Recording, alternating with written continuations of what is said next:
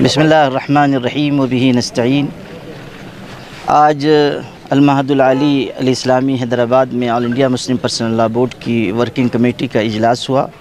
مولانا خالد سیف اللہ رحمانی صاحب نے اس کی صدارت کی اور پورے ملک سے آئے ہوئے مسلم پرسنل لاء بورڈ کی ورکنگ کمیٹی کے ممبران اس میں شریک ہوئے۔ اس میں مسلم پرسنل لاء بورڈ کی مختلف کمیٹیوں کی کارکردگی کا جائزہ بھی لیا گیا اور ملک و ملت کے مسائل پر گفتگو بھی ہوئی۔ آخر میں چند تجاویز منظور کی گئیں۔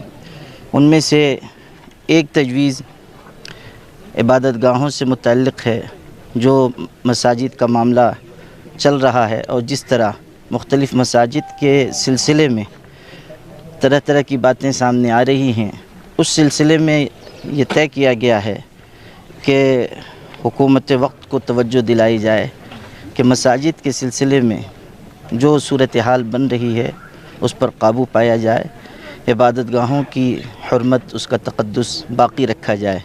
اس سلسلے میں لیگل کمیٹی ہماری آگے کام کر رہی ہے۔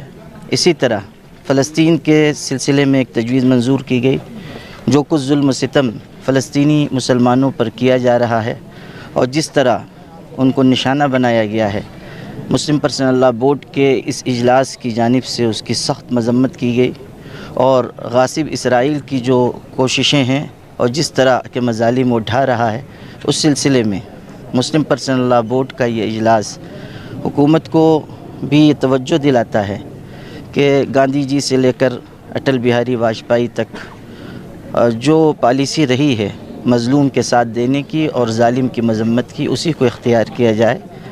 وہاں کے مسلمانوں نے جس ہمت العزمی اور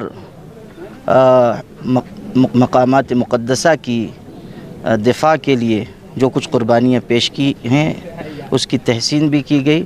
اسی طرح انسانی برادری نے جس طرح مظلوموں کے حق میں آواز اٹھائی ہے، اس کی بھی ہم تحسین کرتے ہیں، عالمی انسانی برادری کا شکریہ ادا کرتے ہیں۔ All India Muslim personal law board کا ایک بہت اہم کام اصلاح معاشرہ یعنی سماج سدھار کا ہے۔ اس سلسلے میں بھی یہ تجویز منظور کی گئی ہے کہ اس کام کو اور تیز رفتاری کے ساتھ آگے بڑھایا جائے اور سماج سدھار کی مہم میں تیزی لائی جائے۔ اس کے لیے مولانا فضل الرحیم مجددی صاحب کو کنوینر بنایا گیا ہے اور مولانا یاسین علی عثمانی صاحب اور محمد عمران محفوظ رحمانی کو جوائنٹ کنوینر مقرر کیا گیا ہے۔ تفہیم شریعت کمیٹی اور خواتین ونگ، اسی طرح دارالقضاء کمیٹی، مختلف کمیٹیوں کے سلسلے میں گائیڈ لائن بنائی گئی ہے، جسے انشاءاللہ جلد از جلد نافذ کیا جائے گا۔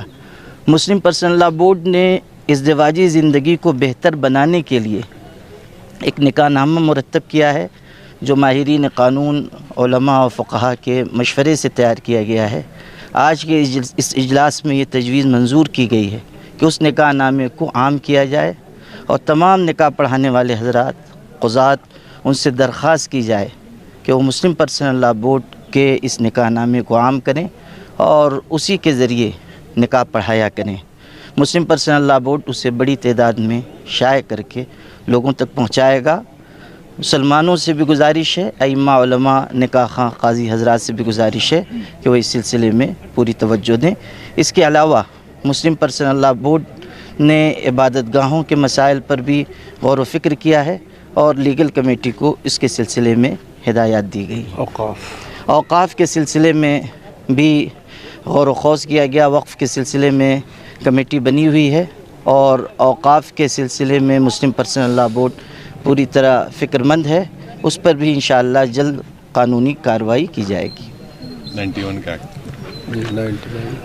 جو عبادت گاہوں کے سلسلے میں قانون بنا ہوا ہے، اس پر بھی غور و خوض کیا گیا ہے اور انشاءاللہ اس سلسلے میں بھی لیگل ٹیم ہماری کچھ کام آگے بڑھائے گی۔